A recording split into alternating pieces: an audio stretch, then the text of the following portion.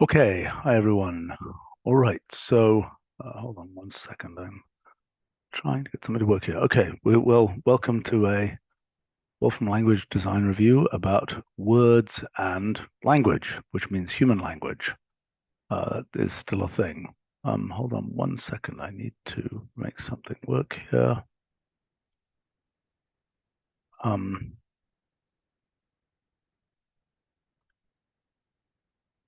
okay, all right. So, Think in the vein of clearing out old chestnuts and a lot of things that are in varying states of completion and review from a lot of different word and language related domains.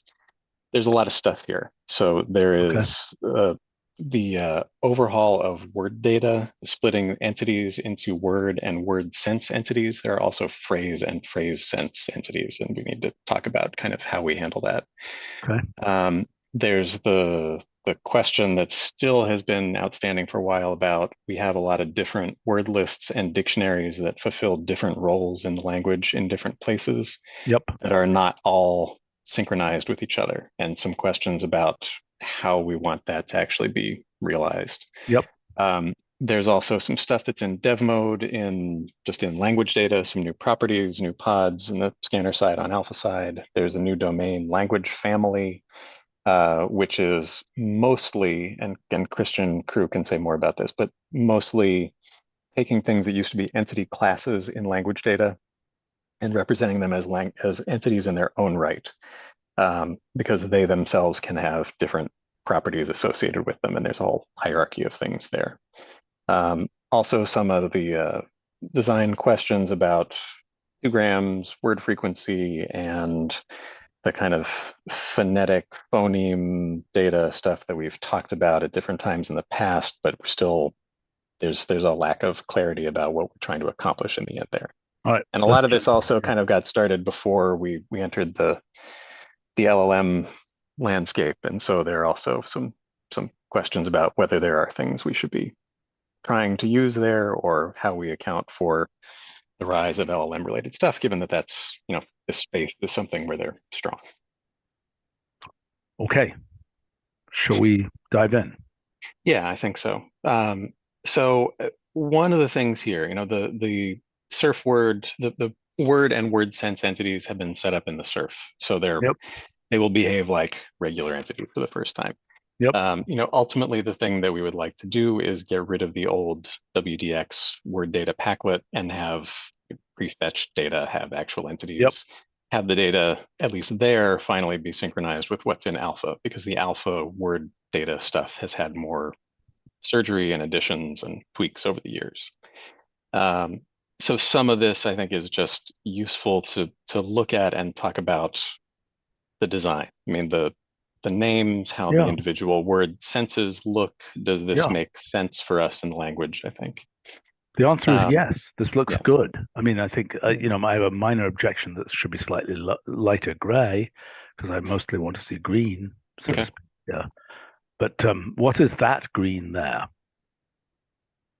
That green is a green that doesn't have a sense tag.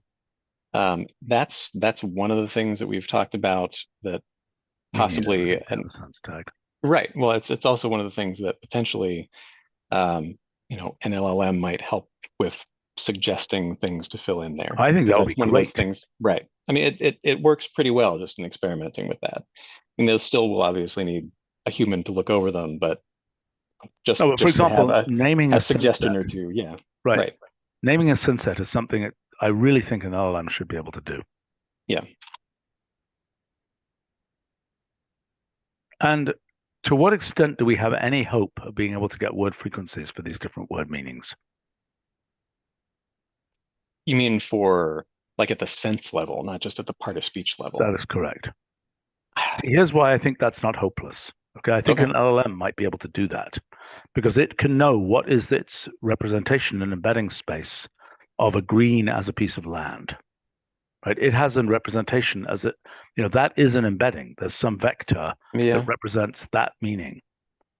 And I don't think it's hopeless to be able to say, if we just did the most basic search then and said, how many things are there close to that place in embedding space in Common Crawl, let's say. That would give us a frequency. And the reason that's useful is clearly in the case of green, it would be very useful to know which of these are obscure. Like I have no idea how ketamine relates to green. I don't know whether I want to know. Right. But that's not a meaning I'd ever heard before. Mhm. Right. Whereas green as spectral color is certainly a very common meaning. And I bet we can deduce that. Are you thinking about this just at the level of among word senses, their relative frequency, or trying to do this, you know, this sense in the whole space of word senses? I think relative would be necessary. I think in the space of all word senses would be nice, and I bet there are uses for that. Okay. But I mean, you understand my idea that basically we find the embedding vector, and each one of these things, potentially one of its properties might be an embedding vector. Okay. See what I'm saying? Hmm. I mean, if we have a standard embedding, now maybe that isn't a good idea. Maybe we can't burn that in yet.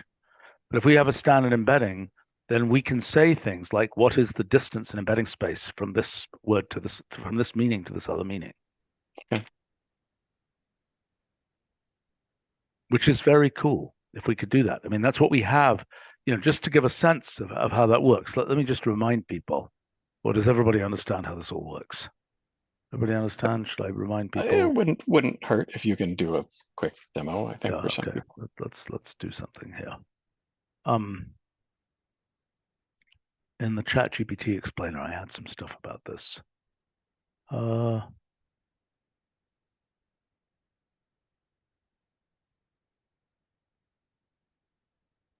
did I have this? Someplace. Here we go. Here we go. This is a good example. Okay, so this is the word crane. Okay, so this is projected embedding space. Crane, as in the wild crane was born at this time.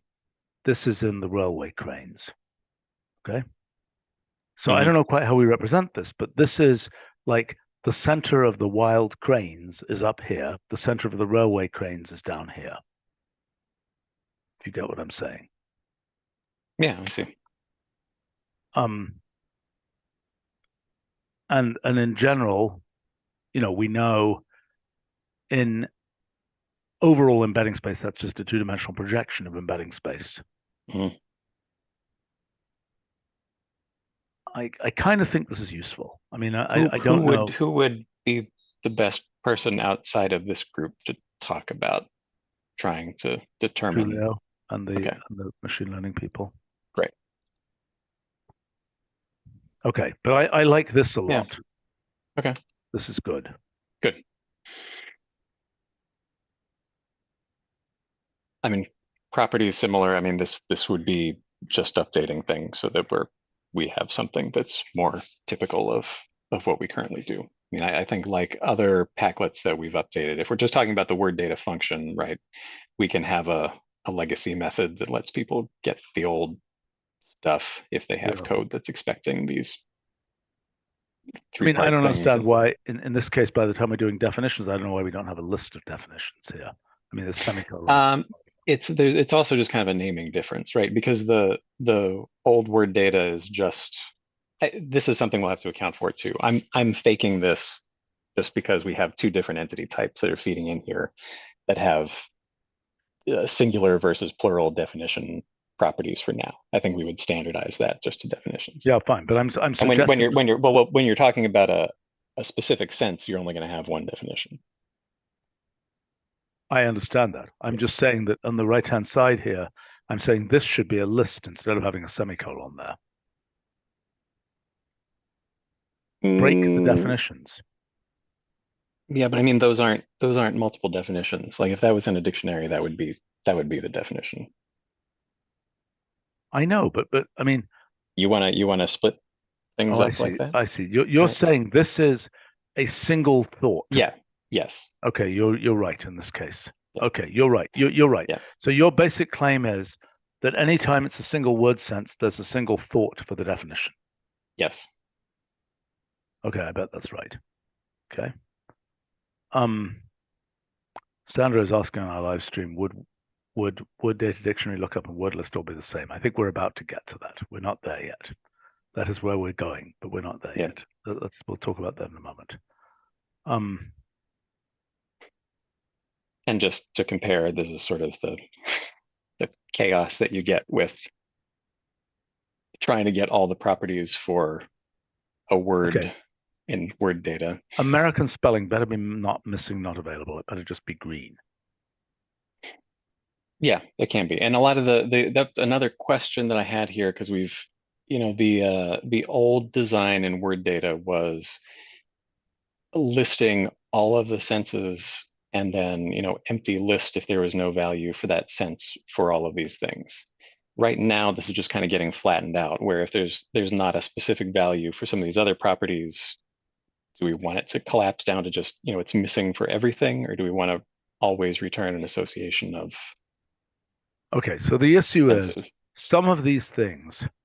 And sorry, for spelling, I agree. Like that's at the head word level. There's no reason that shouldn't be populated with Right, and for anagrams is everything. another, Yeah. Just pure whatever it is. Yeah. So I think there are two categories here. There are things that are fundamentally properties of senses, and there are Mhm. things that are fundamentally properties of the essentially morphology of the word. Right. Right. So I mean, this word, let's talk about it. I mean, in terms of the standards of linguistic classification of, we've got the morphological stuff, we've got the syntactic stuff for words, like what part of, part of speech we can't yet do until we have word senses. Right. Then we get to so I mean I think I think we should just decide for every property, is it a word sense property or is it a word morphology property, so to speak? Mm. Right? If it's a word sense property, I basically think it has to be broken into all its senses. So even if they are all, we don't have a value for that property for that particular word for any of the senses, still return an association with a bunch of missings. I think so. Well, Okay. it wouldn't be necessarily missing. I mean, like inflected forms, isn't it just a null list when it doesn't have one? See what I'm saying? Yeah. And in the case of inflected forms, it's got to be an inflection. That's got to be an association of what the inflection is, so to speak, which, by the way, the LLMs do brilliantly. We'll get to that further below too. Okay. Yeah. You're going to tell me they're not as brilliant as I think they are. No. Actually, I think generally you're right. I mean, but that's a level of detail that we haven't gotten from other structured sources to date, and it is something that I think they do well. And it's another tool to flesh that out. And so the question is, how do we want to break those out? Like, we're going to standardize and have associations of specific named inflections and their values for each thing. Right. So what I think here is that the generation of a complete dump of everything can be quite large, and that we should really aim for as much rectangularity in what we're generating as possible. Okay. Even if it's big and even if some things are missing, I just think there should be an expectation that you can go in, you get the word sense, you get, now there may be, and we'll come to this, there may be, I don't think it makes a lot of sense to ask for the inflections of a word like green and without talking about its part of speech or its sense or whatever else. I don't. Okay, here's a question, and this is maybe the syntax layer. Given that you know the part of speech, do you know the inflection or do you need to know the word sense to know the inflection?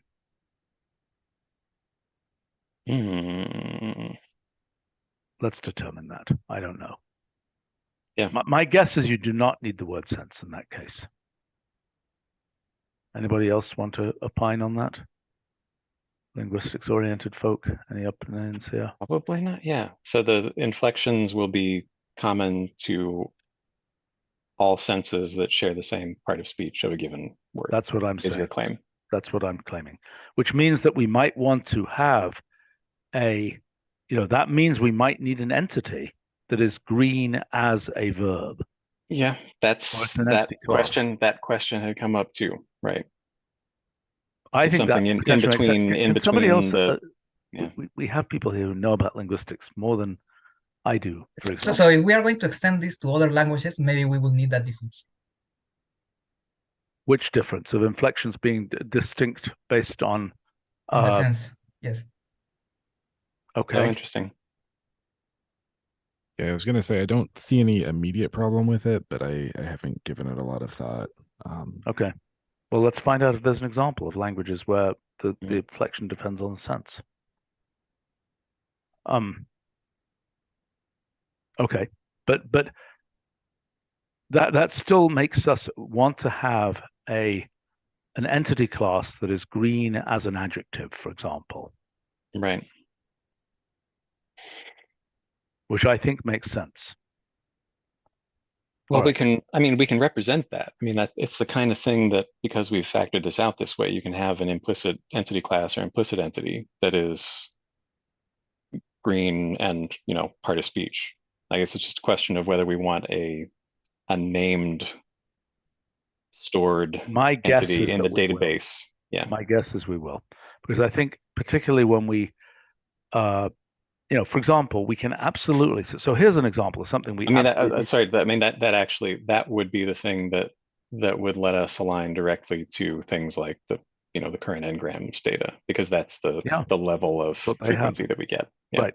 So here's a very cool function that we should have, which is an LLM-based function that basically takes a sentence and takes every word and replaces it by its word sense entity. Interesting.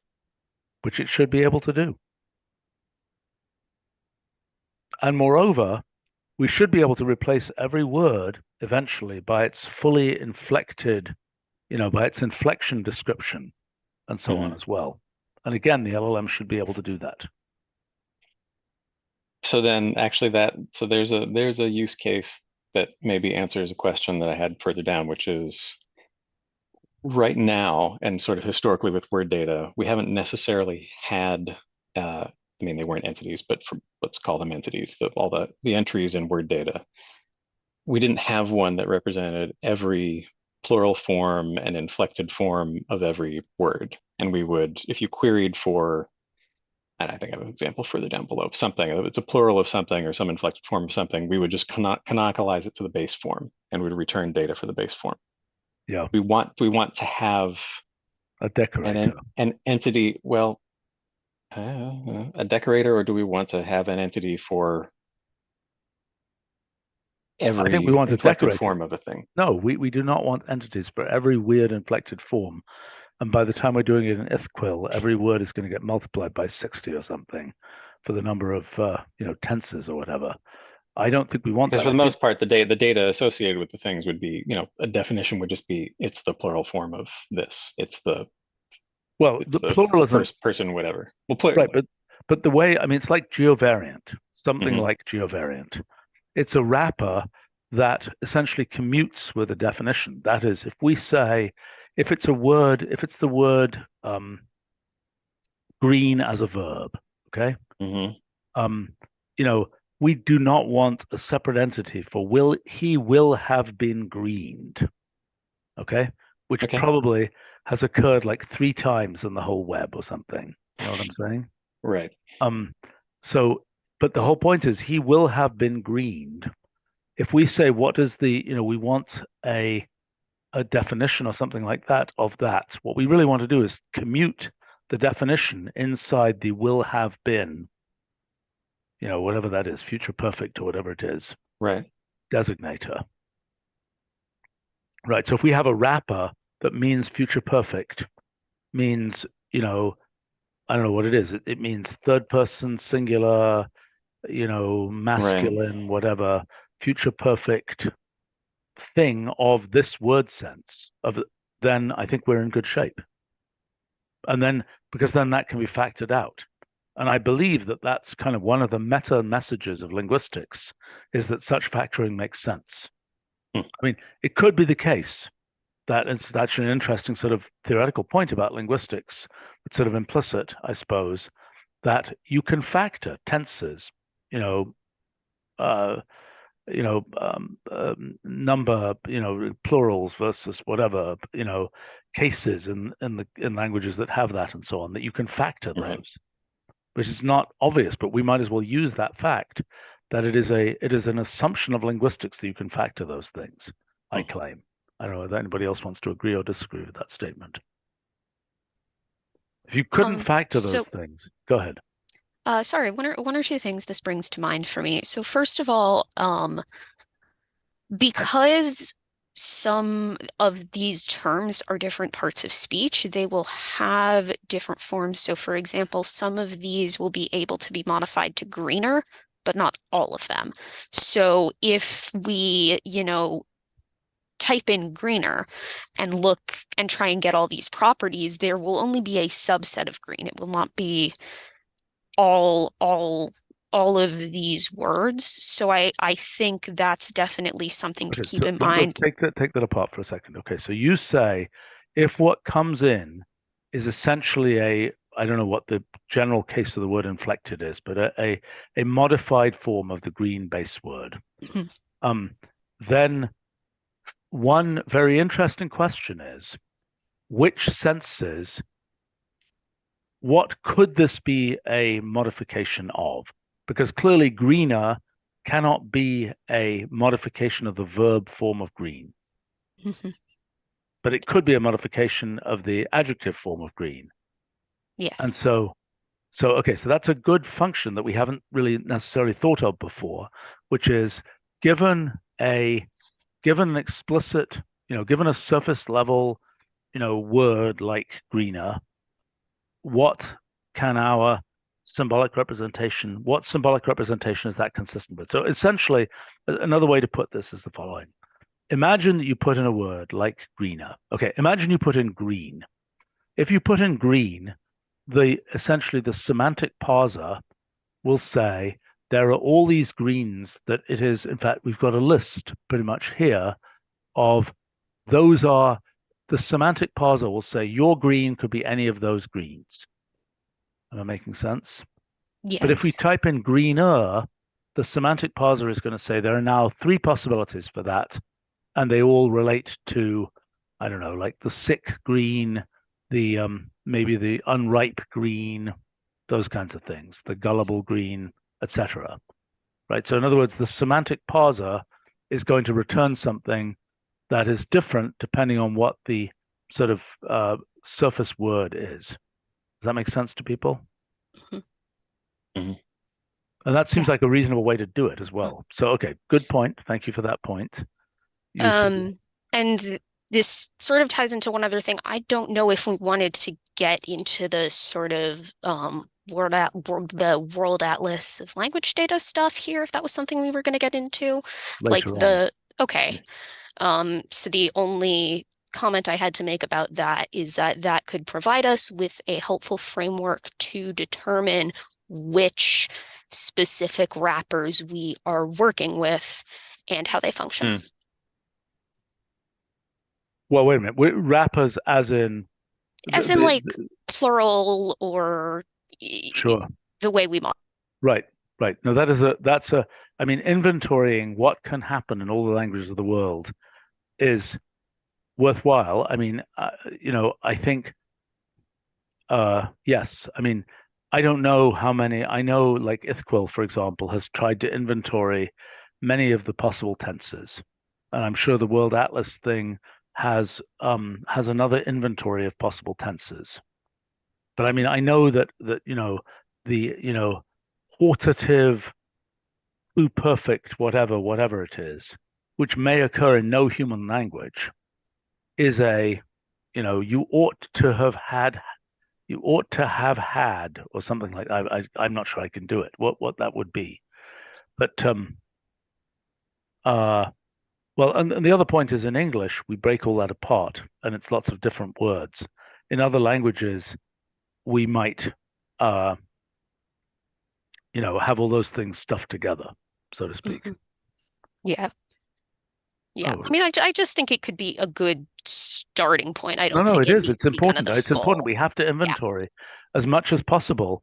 I mean, the only thing is we have to make some base assumptions about how language works, Yes. such as the fact that we can, I mean, it is a fact, I believe, somewhat surprising fact, that the parts of speech do actually work the same in all languages, basically. That there aren't, fundamentally different parts of speech. Now, that may just be because, everything, we've just got a hammer, and so all we see is nails, so to speak. In the whistle languages of the Canary Islands or something, maybe there's a particular whistle that it's really hard to say that's an adjective, for example, but you nevertheless do that just because we have adjectives to talk about. Look, for example, in Toki Pona, for example, this minimal language, I believe there's no distinction between nouns, adjectives, verbs, which is similar to, I think, I mean, that language, it's like baby talk type thing. I think young kids don't distinguish in many cases between kind of those different forms. But anyway, this is, yeah. So yes, I agree that that's a really worthwhile thing, and I think it would be not a crazy idea to start off with some LLM discussion of this, because I think the LLM can probably give us, I bet if we ask it, if we say,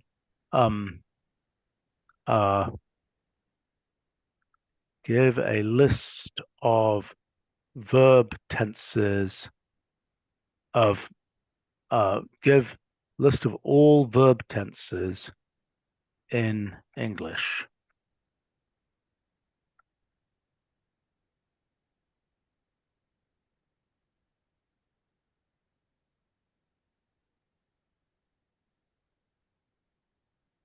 Okay. What happens if I say the same thing? Hey, why does Command L not work for chat? Let's say in anybody got an obscure language that anybody here actually knows? I'm gonna just type in a language.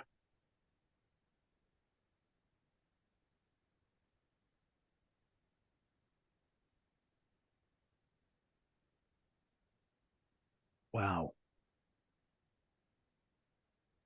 You try Japanese as well. Just curious Yep. if it has variations for transitive and intransitive also. But aren't those moods and things, or what are the?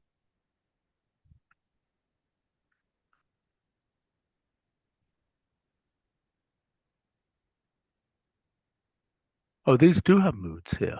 This one does have moods.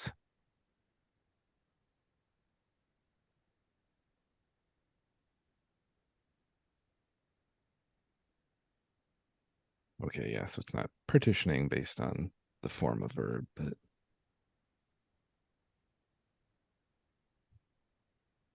Okay. it's the Well, other look, ones it's that's pretty good. clear we can get a huge amount of useful data here, and we should just go and do these and try and I think it's also nice that it can. I mean, clearly it can take a word and a base word like walk, and it can probably Right. construct. We could spit out a nice structured list of tense or form to variation. Right. And by the way, I suspect this is doable by a fairly low-level LLM. I don't think you need the fanciest to achieve this. But okay, all right, fine. All right, onward we go. So let's take a little look at a few of these other properties. For logical derivatives, I have no idea what some of these mean, and I think we need to relook at them because I think some of them Yeah, are I not think making so sense too. anymore. I mean, we've just pulled things from the old version, and so there's stuff to do here. Phrases. Phrases is a question.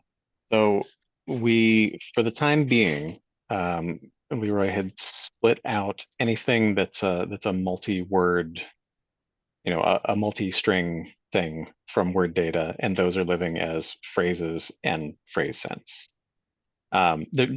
These, I think, all could be aligned to phrase entities right now.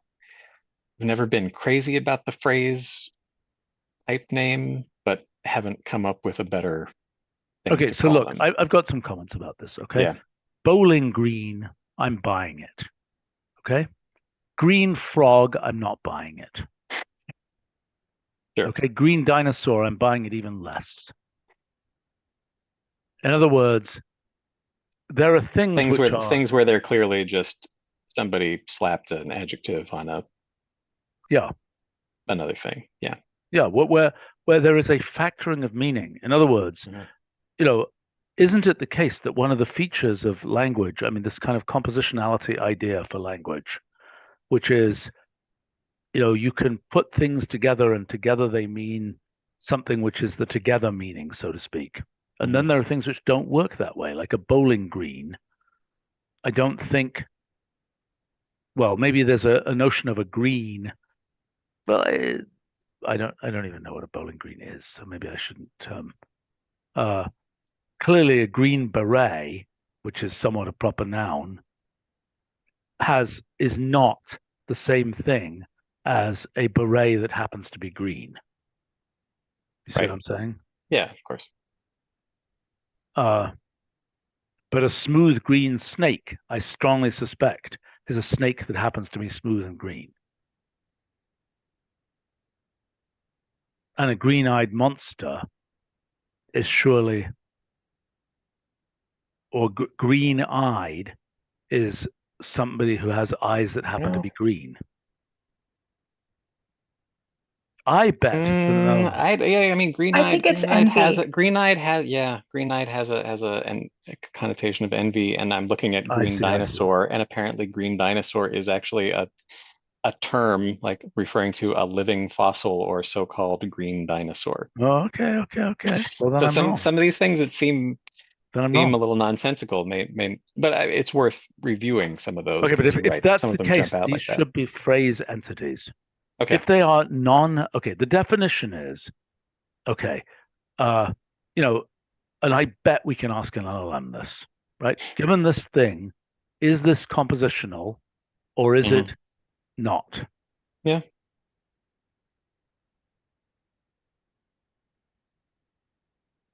Okay, so, but if green dinosaur is a phrase, I mean, I'm a little worried that, we've got 40,000, 50,000 words in English, for example. By the time we have these phrases, how many more are there? I don't know. Yeah. Well, so I mean, we have to worry about that. And okay, but and I think it is of decreasing importance. Now, the only thing that worries me, let's take, French, for example. I don't know where, s'il vous plaît is quotes the word for please. Right? But it's multiple words. Right. How are we dealing with that? Well, there's got to be English. Well, give me an English example of that.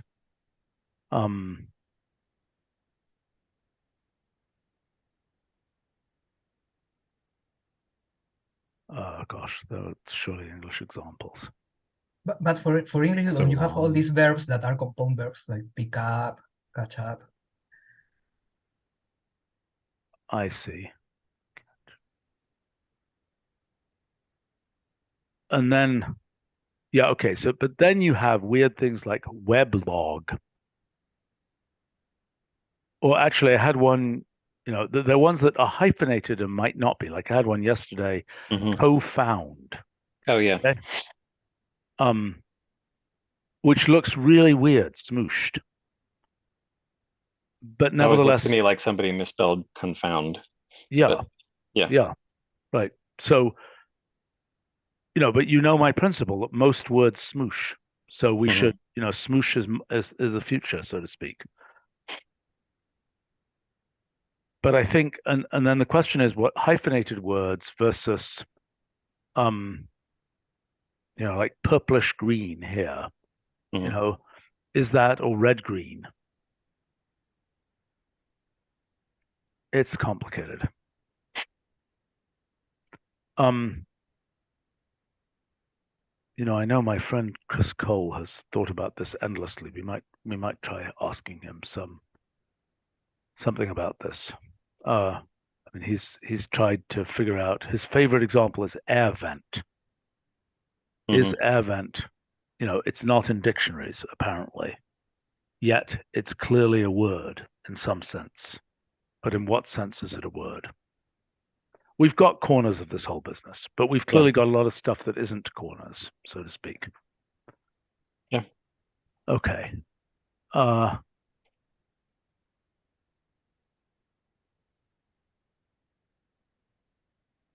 don't understand how superset terms can be missing, not available. I mean, it's a color, for goodness sake. Just because it's another one of these things that we can also fill in. It's stuff where there are we need holes an in LLM to WordNet fill where us we in, need to. I think. Yeah, there's stuff like that.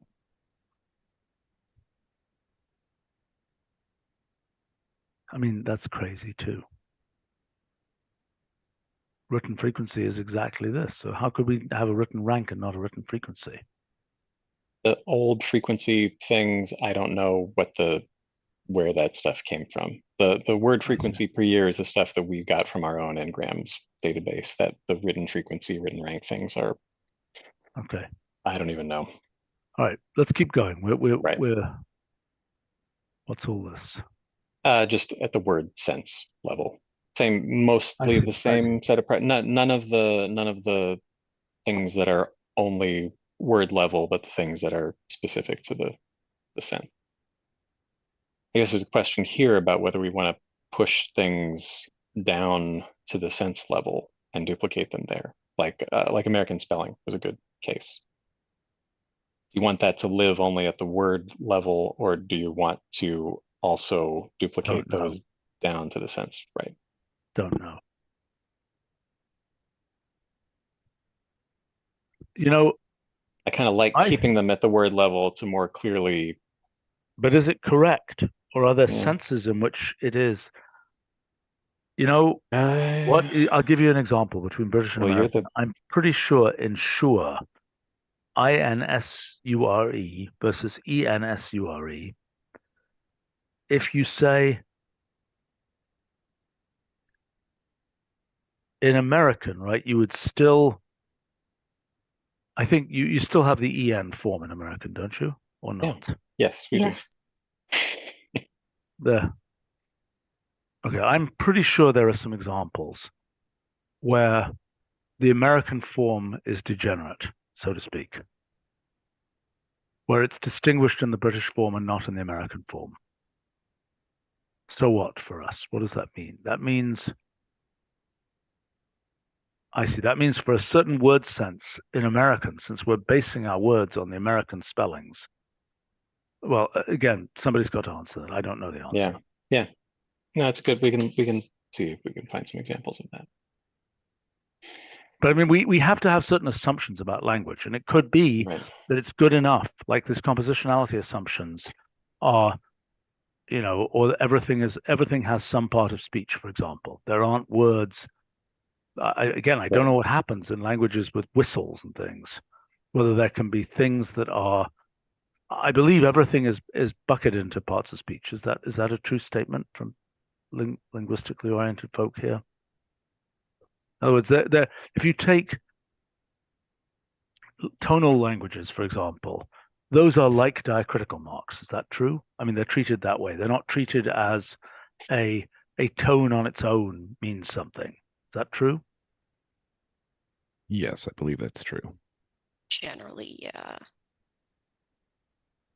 Although here's a weird case, okay? A question mark on its own, punctuation. What is that? Because that's a disembodied, that's a thing for which we have no representation. In our, you know, in word data, question mark doesn't mean anything. That isn't a thing in word data. But I have to say, I'm questioning whether there might be languages in which diacritical marks meets punctuation. Yeah, I mean, you know, Mandarin Chinese is a classic example where you have basically a suffix on a sentence that turns it into a question. like we do in English. Yeah, but it's not Question mark. punctuation. It's not actually a question mark. It is a linguistic, you would add basically a single syllable word at the end that makes it a question, or the same is done for past tense. Mandarin Chinese is not a heavily inflected language. It tends to use things that bridge between diacritics and standalone words to communicate tense or to communicate conjugation. Okay, so what is that? What is the part of speech of the word that is the thing that questionizes the sentence? So look, I don't know off the top of my head. Then you're going to have to add questionized to the spelling dictionary now. So By the way, we include, for example, the question mark as in word frequency data. So that includes punctuation characters too. Really? Right, and they are classified as part of a speech punctuation, by the way. So that's... It's an interrogative word, a word that indicates a question. Yeah, I guess it's a particle, but yeah, it is. But also you treated can't as do that. You're not distinct. allowed to do that. You know, the set of parts of speech is a fixed set of parts of speech. An interrogative word is interrogative isn't one of them. In the ordinary, it's because words like who, what, where, when, why, and how indicate a question, but they also have a part of speech of their own, right? A lot of them are like who is a pronoun, I believe, and so. wait a second. You're saying that if I ask for the word data for who, you're saying what parts of speech, or maybe somebody can do that, and I cannot. So what I'm saying is that these words have sort of two different, they're part of speech, but they also indicate a question, and that question indicator is separate from the part of speech it is. A question mark only has a question indicator. It doesn't have that other thing. And I can't remember off the top of my head, like I don't know what all the technical terms are here, Look, but according to the LLM, interrogative pronoun is the term. So it's still a pronoun because it is in fact a pronoun. In English, though. In English, right? In English, it is a pronoun because it is a placeholder for a noun. yeah. Well, that's kind of what I'm saying, is that it's almost like it is a placeholder for a noun, and additionally, it indicates a question, but it's part of speech. It's a pronoun. Yeah. Okay. And a question mark indicates a question, but it doesn't have that additional thing that words like who have, that it doesn't have the same like grammatical function in a sentence. It just indicates a question. It isn't additionally a pronoun or a noun or a verb or something. I forget the technical term for what that makes it.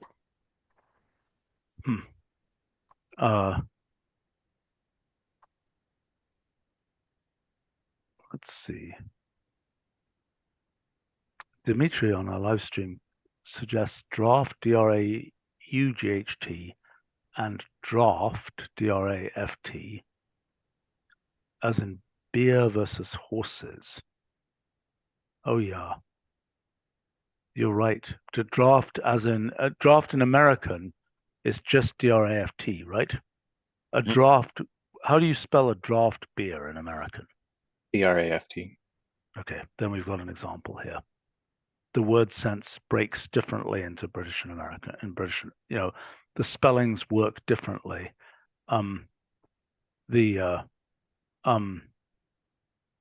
there's an example. Good example. Thank you.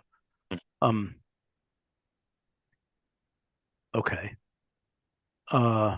Sandra is commenting on here. Is it the word order that makes it a question also? I don't know. In some languages, I suspect yes. Yeah, word order is something. Yeah, I mean, we're not accounting for that. I mean, again, we are deeply using we have to have an assumption of compositionality of some kind. Otherwise, we can't. Otherwise, there's no meaning, to discussing language at the level of words, so to speak. So, I mean, okay, all right, let's keep going here. What's this? This part we had some of these third argument things in word data historically that would return like the deduplicated flattened list of values for all of the things. I don't think those were a big success.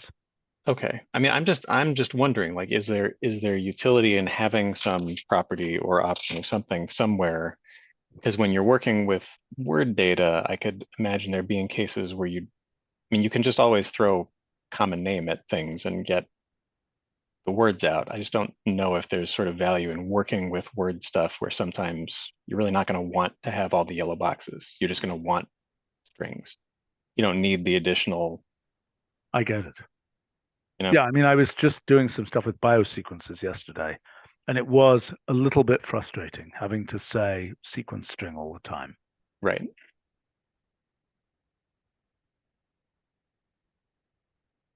And in fact, that's the thing we should pin. If somebody can take that to the next biosequence discussion, I want to bring that up. Maybe a common name thing. I mean, maybe Okay. common name just does that for all of these things. Just it's. I mean, that'll it's work on version. words too. If you want to get to the words, it's easy enough to just map Yeah. that over everything. Well, so long as we have this kind of big thing, somewhat like normal, that is just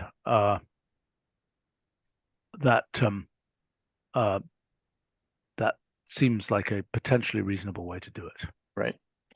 Okay. And this is just coming back around to the same discussion we were having before. Sort of what do we want to do about representing every different form of everything? And I think you're saying we want to go in the direction of having decorating a symbolic things. wrapper. Yeah. A symbolic wrapper that has, for every word, just like we've done in text structure, we have this kind of thing that indicates the part of speech and so on.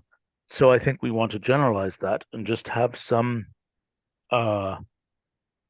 text element like thing that is a word that is a carrier of lots of additional annotation data. Okay.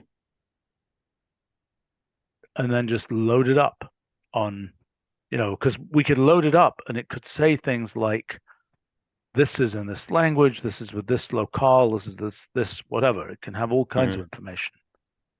Because, I mean, for example, I don't know too many examples of this, but there are here, I'm going to ask it.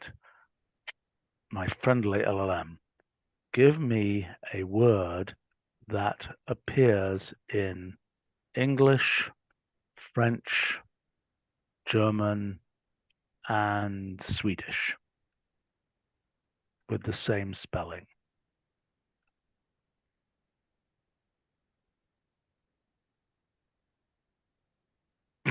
That is not very.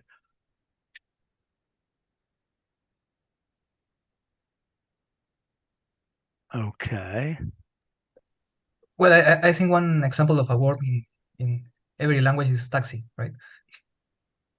Or tea is a common example. There's only 2 different words for tea. They just get transmuted into. And you mean TEA? TEA or chai are the 2 root words for tea in all languages. Okay. But they might have a different spelling, right? Yeah, they might have different transliteration too. I'm just going to make it more difficult for the LLM. That's kind of a lame answer, but amusing. Definitely amusing.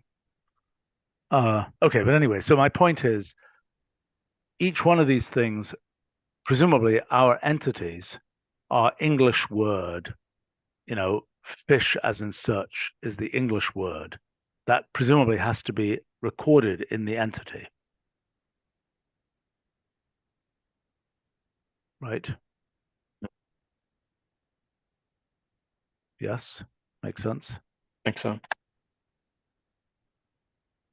But it shouldn't appear, presumably, well, somewhat obnoxiously, perhaps, if it's not English, it should appear, because our whole system is based on English. Like if this is the word,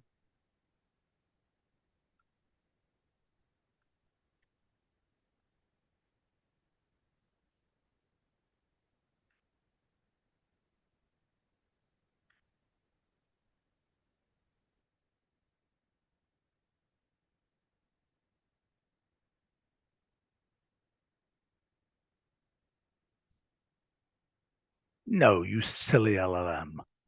You completely didn't understand what I talked about.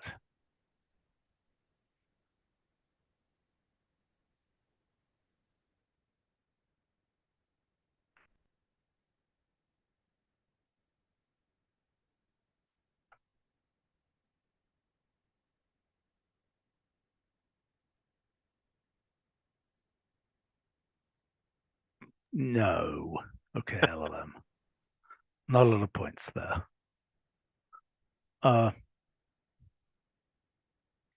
Okay. We're gonna have to tag it somehow, right? Yeah.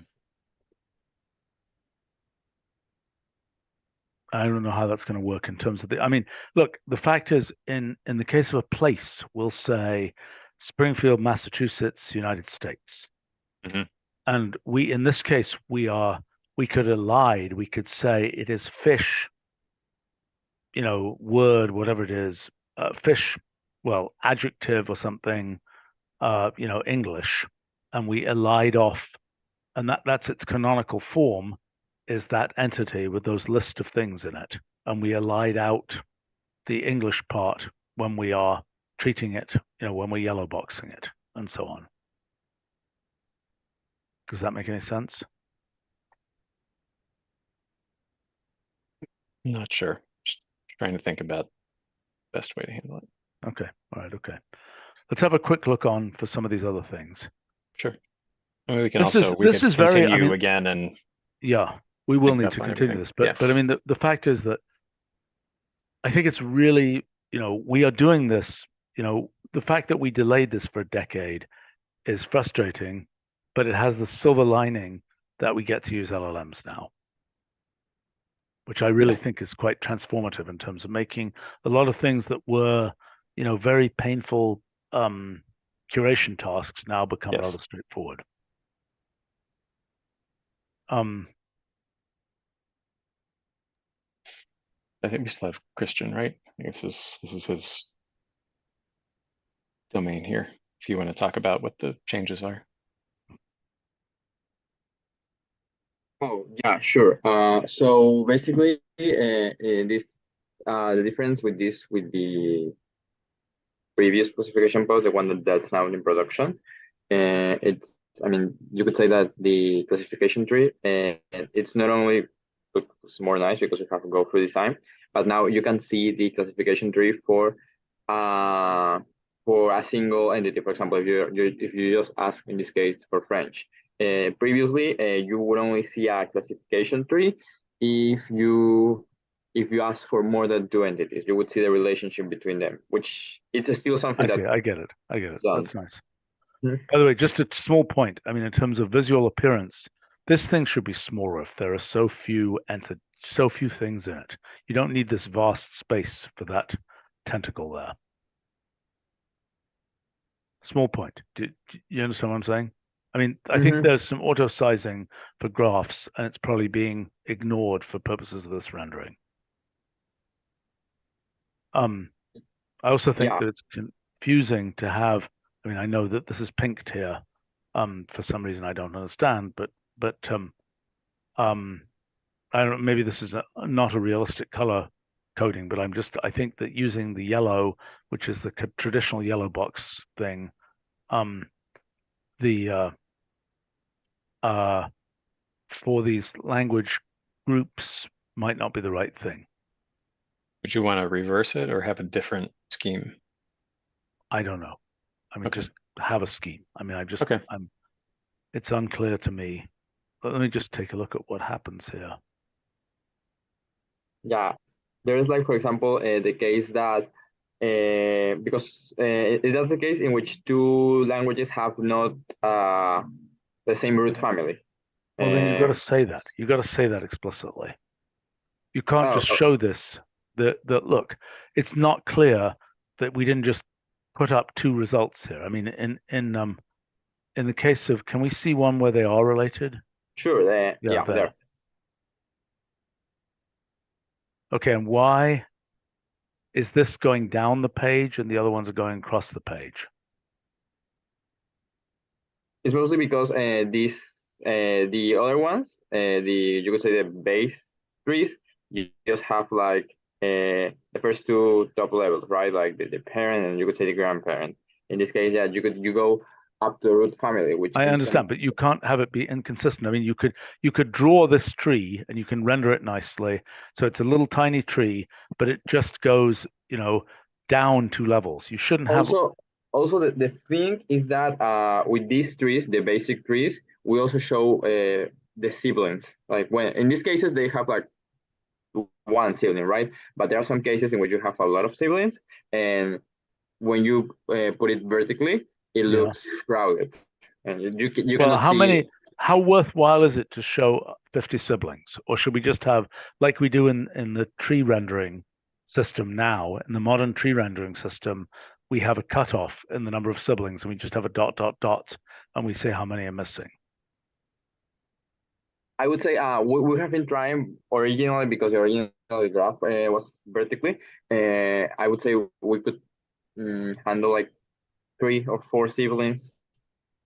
Fine, but then why don't we do 3 or 4 siblings with dot, dot, dot? I mean, tree now has a specific way of doing this, which is pretty nice, of eliding siblings when there are too many. Why don't we use the same thing? If possible, just use tree. I don't know whether we're in a position to do that yet, but use something functionally equivalent to tree. See what I'm saying? Okay. I just think it's going to be consistent. So you would rather have all them vertical, right? That's what I'm saying. I think it's got to be consistent. It's super confusing if some of them are horizontal and some are vertical. And if we have to lose, in these cases, we're not explicitly showing the siblings here, which I think is fine. Am I making sense? Right? You understand what I'm saying? Do you understand or not? Yes. No. Yes. So the idea is that we will have something like this also for the individual cases, right? That's what I'm saying. So, and if you want to display the siblings explicitly, do it up to some number of siblings, and then just do these stubs. And if you get too many stubs, then do a dot, dot, dots with a number there. Make sense? Okay. Can we get a yes, a no, you don't agree, you do agree, please, Yeah, no. so we can move Yeah, on? Makes sense. Okay, fine. There. There's nice data here. Okay, do we have this data yet? Like word order and things? Yeah, so we have some data already. I think they're there. So we have these structures, and we're also looking on maybe extracting some more from walls. Okay, but now wait a second. This here,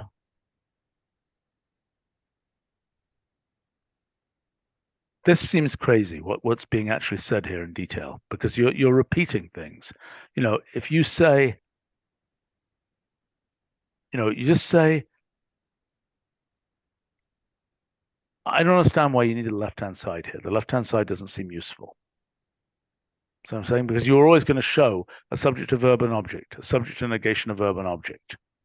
Am I making sense?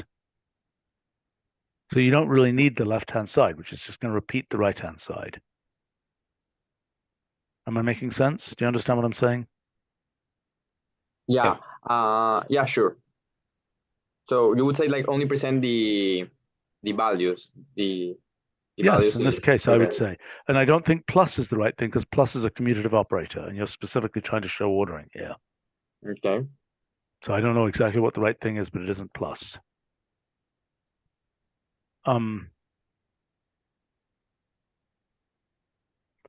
This needs more review.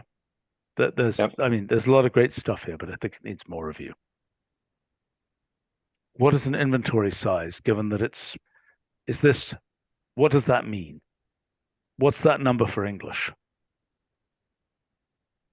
What does it mean, inventory size? I mean, you have a certain number of consonants. Are you saying that there are 6 consonants which exist but are rare, or what? Christian, do we have the list of definitions actually functioning on current? Do we have a definition for all of the terms from Walls?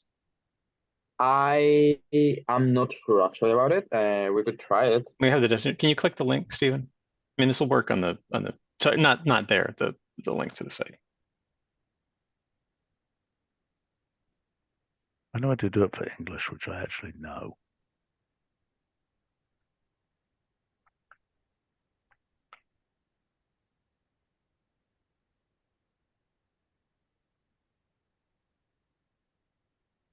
Is anything happening, or is it dead?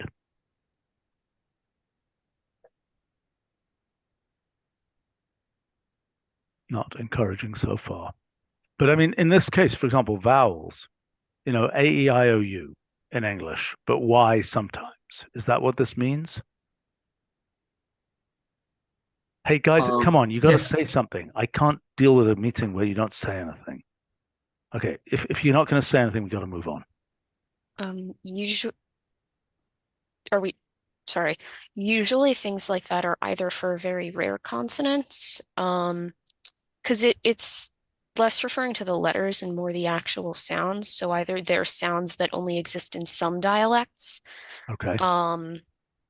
or they're sounds that are perhaps slowly disappearing from the language due to accent change and things like that.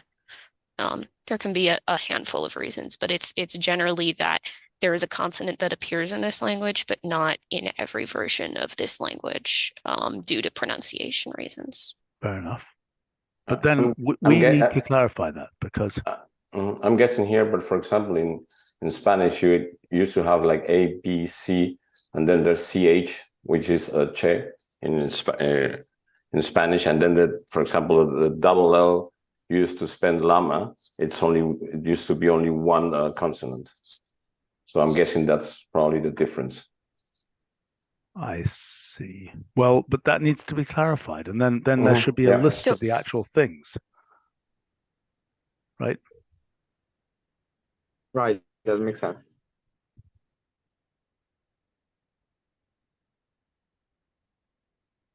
Well, there's a lot of interesting stuff here. Okay. Can I just take for 1 second, let's look at two topics, and then we got to wrap here. One topic is there's the harmonization of word lists, dictionary lookup, etc. Do we ultimately think, so some of those have inflections, some do not, those kinds of things. What is our plan with respect to that? Do we expect to harmonize those things, which would be nice? Or do we want to give a definition? I mean, like word list should be capable of giving whatever dictionary lookup can use. Am I making sense? Yeah, I think the case for dictionary lookup and word list should basically have complete overlap with each other. The differences that exist are basically bugs or semantic problems. I think the bigger question is how or whether we want to unify with the spelling dictionaries. Well, hold on. Word list does not have inflected forms by default. It does not include them by default. You can include them with an option. Yeah. Okay, fine. Fine. And then with an option, it will be equivalent to dictionary lookup. Yes. I mean, dictionary lookup basically just has a static list of words that are exploded with inflections. No, I understand that. I understand it completely. But I'm saying word list with inflected forms arrow true would give a list equivalent to the list which is being used by dictionary lookup. Correct? Yes. Yes. When we unify them, that's what the relationship should be. So that's the goal there. Mm-hmm. Okay. Now the other case you were talking about was the spelling dictionary. Right. We have a dictionary word queue, which unfortunately has a very similar name to dictionary lookup, which is looking at the spelling dictionaries the same ones Oh, I used had by no the- idea those were using different dictionaries. Yeah. So spelling correction list and dictionary word queue both pull from the spelling dictionaries and not from the same resources as word list or dictionary lookup. Okay. And part of that is motivated by the fact that the spelling dictionaries need a different structure of dictionary. There is an ongoing question as to whether we can use the spelling dictionaries as a baseline and derive and fill in everything that's needed for word list and dictionary lookup from them. Because Okay, so spelling let me comment that Mhm. the world has changed here. Okay. In the past, if we needed to give a definition for a new word, it was a big pain in the neck. In modern times, it's rather easy, right? Because we just use an LLM. Mhm. So the fact that we may have some additional words that are like modern words that are that we've added to the spelling dictionary that we did not add to the word list seems like to me like we should look at what they are first of all, and then we should try to add them to the word list to word list and to all the word properties, knowing that we will have to fill in definitions, inflections, whatever, using LLMs.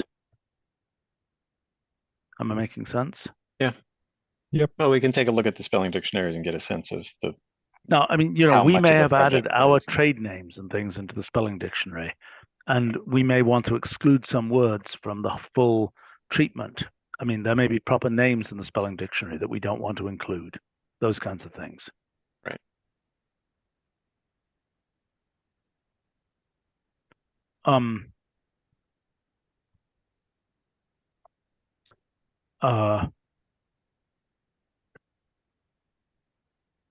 Okay, let's see. The other thing I just want to cover for 1 second here is the phonetic data stuff.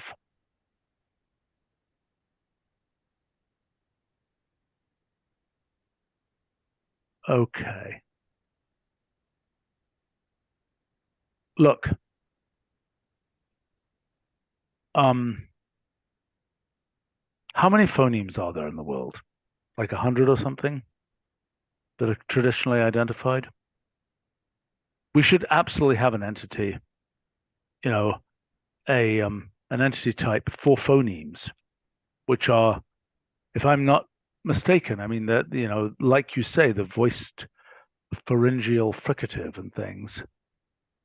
Well, that doesn't help us, but anyway, whatever. If we get rid of the parentheses there, we might see a fricative.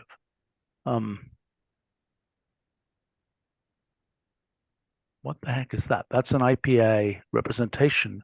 Okay, Yep. so they're IPA numbers, which are presumably there's a list of IPA numbers, right? And then the Yes. question of which languages do these, right? So the first thing we can absolutely do is, wow, there are more than, well, there may not be more. This is more like American house numbers, but not everything's been allocated. So, whatever it is, 100, whatever they are, labiodental approximant or whatever, there's no reason not to have an entity type, which is all of these IPA, whatever they're called, IPA phonemes, basically, right? Yes. Probably Yeah. aren't some of these like diacritics? No. Right. I think that was the first issue when we're trying Right. to come up with a name for the entity type. Well, these are IPA legacy coding system. I see. Well, all right. 3-digit numerical code. Okay, well, fine. So then let's use it.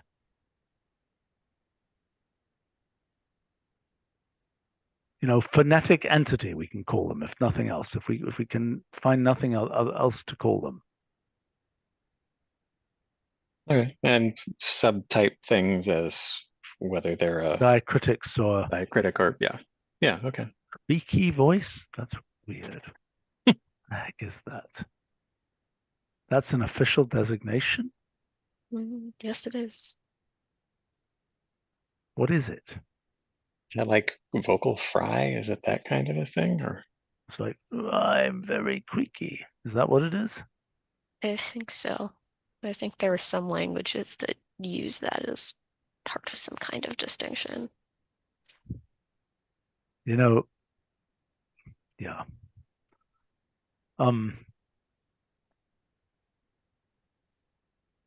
Okay. So, I mean, this seems like a no-brainer to be able to put this in. I thought we'd done this like 15 years ago or something. I mean, I think there's a version in dev mode, right, Alan?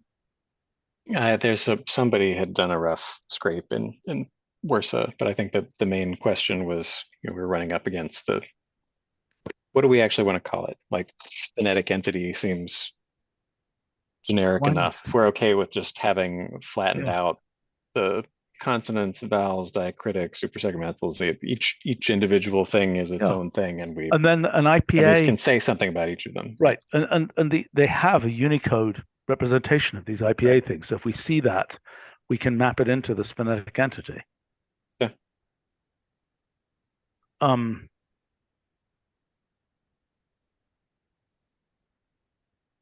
Mazda on live stream is commenting about historical origins of words to pull out. Not quite sure I understand this. I mean, we have attempted, and that's another thing we should be able to get from the LLMs with some degree of accuracy, is things about etymology of words. I might have trust issues on that front, but we can Yes, try. it might make it up, right? What is the origin of the word apical? Since I see it in what is the origins of? Well, it's just an LLM. I have no pride with these things.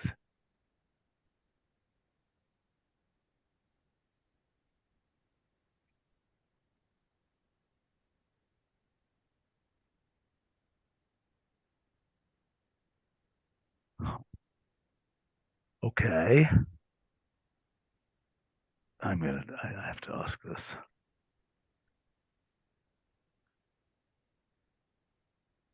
Because this is a word that we have appropriated for a new meaning.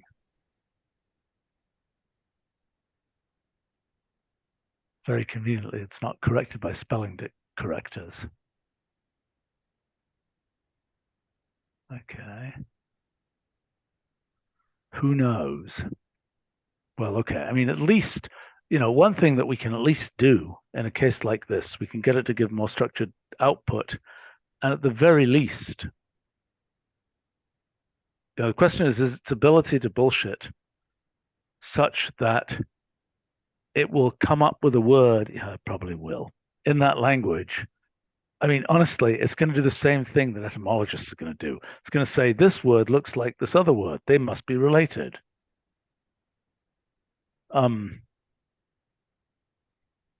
Anyway, okay. Well, we should wrap up here for now. Yeah, we've got a few details on the word side and other places we can do a few more experiments with fleshing out some of these things and talk about enumerating all the different inflection types and everything else. Come back and talk about building on that design. Right. A lot of very nice stuff. This is Great. cool. And this is the right time to be doing this. Yeah. Okay. Thanks a lot, guys. Thanks to folks on the live stream. See you all soon. Thank you.